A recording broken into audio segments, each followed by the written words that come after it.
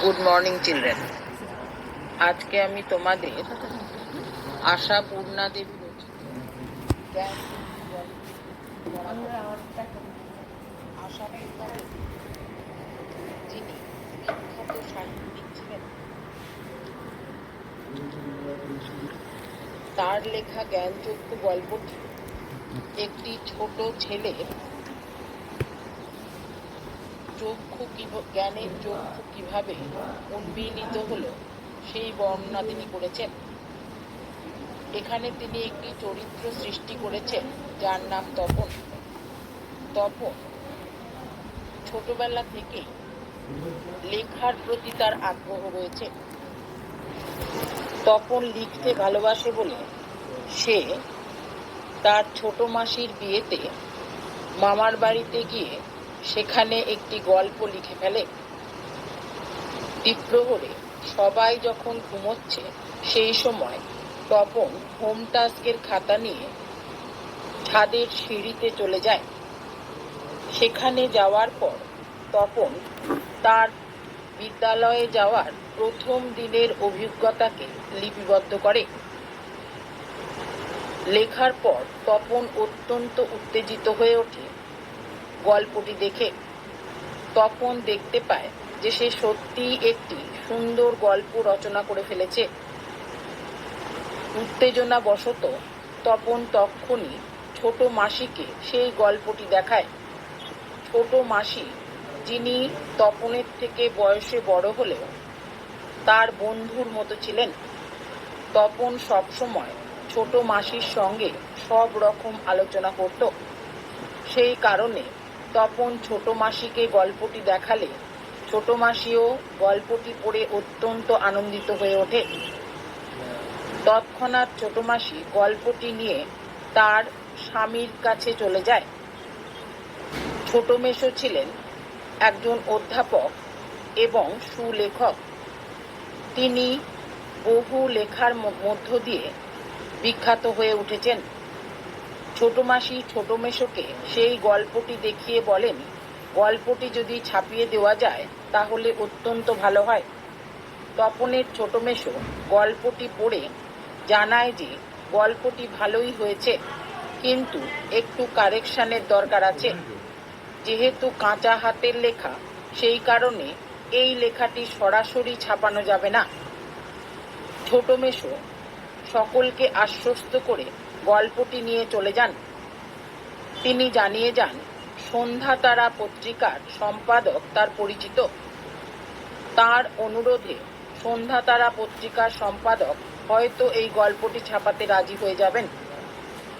এই কথা শুনে বাড়ির সকলেও আনন্দিত হয়ে ওঠে যে তপনের মতো একটি ছোট্ট কিশোরের গল্প পত্রিকায় ছাপা হবে। অতঃপর তপন দিন গুনতে থাকে কবে তার গল্পটি নিয়ে ছোট মেশো তাদের বাড়িতে আসবেন। একদিন তপন দেখতে পায় যে তার ছোট মেশো এবং মাসি সন্ধ্যা তারা পত্রিকা হাতে করে তাদের বাড়িতে আসছেন। এই দৃশ্য দেখে তপনের বুকের রক্ত চলকে ওঠে। তপন বুঝতে পারে যে তার গল্পটি সন্ধ্যা তারা পত্রিকায় ছাপা হয়েছে। সেই কারণে তার ছোট মেশো সন্ধ্যা তারা পত্রিকাটি হাতে করে সেখানে পৌঁছেছেন। সন্ধ্যা তারা পত্রিকাটি পাওয়ার পরে সকলেই অত্যন্ত আনন্দিত হয়ে ওঠে। তারা দেখতে পায় সূচিপত্রে তপনের নাম লেখা আছে শ্রী তপন কুমার রায়। তার মা তপনকে অনুরোধ করে গল্পটি পড়ার জন্য। তপন প্রথমে অত্যন্ত লজ্জিত হয়ে ওঠে, কিন্তু পরক্ষণেই তপনের মনে হয় যে গল্পটি পড়লে ভালো হয়।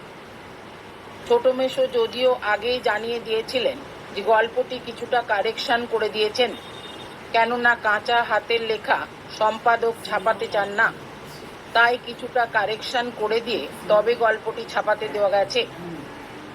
এই কথা শুনে তপন ভাবতেই পারেনি যে কারেকশনের নামে তার গল্পটি পুরোটাই পরিবর্তিত হয়ে গেছে। তপনের মেজো কাকু জানায় যে তপনের ছোট মেশোর মতো মেশো থাকলে তার গল্পও কোনোদিন ছাপা হয়ে যেত, কিন্তু এই সব রসিকতার মধ্যেও তপন গল্পটি পড়ার জন্য অত্যন্ত আগ্রহ চিত্তে অপেক্ষা করতে থাকে। সেই সময় তপনের মা তপনকে অনুরোধ করে যে গল্পটি যেন সে নিজে পড়ে দেখে। তপন অতঃপর সকলের অনুরোধে গল্পটি হাতে নিয়ে পড়তে শুরু করে। কিন্তু গল্পটি পড়তে গিয়ে তপন চমকে ওঠে। তপন দেখতে পায় গল্পের প্রতিটি লাইনই পরিবর্তিত হয়ে গেছে।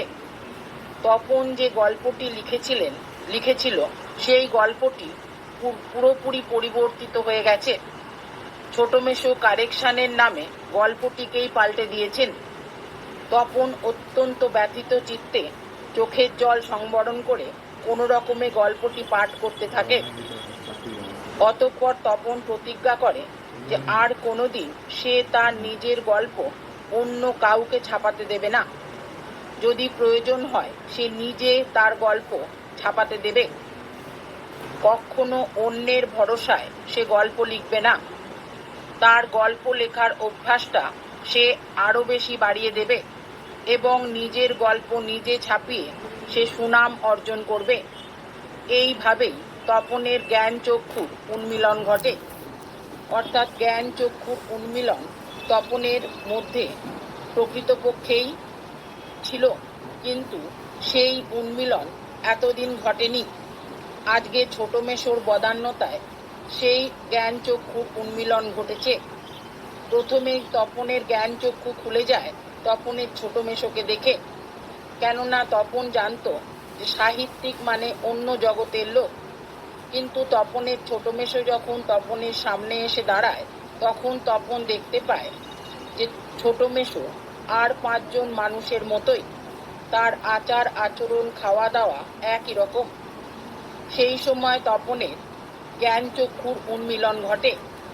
পরবর্তীকালে ছোট মেশো যখন তার গল্পটি ছাপিয়ে আনে তার পুনরায় জ্ঞান চক্ষুর উন্মিলন হয়। তপন ব্যতীত চিত্তে সেখান থেকে চলে যায় এবং চোখের জল সংবরণ করে। আশা করি গল্পটি সকলে বুঝতে পেরেছ। সকলকে শুভ কামনা জানিয়ে শেষ করছি।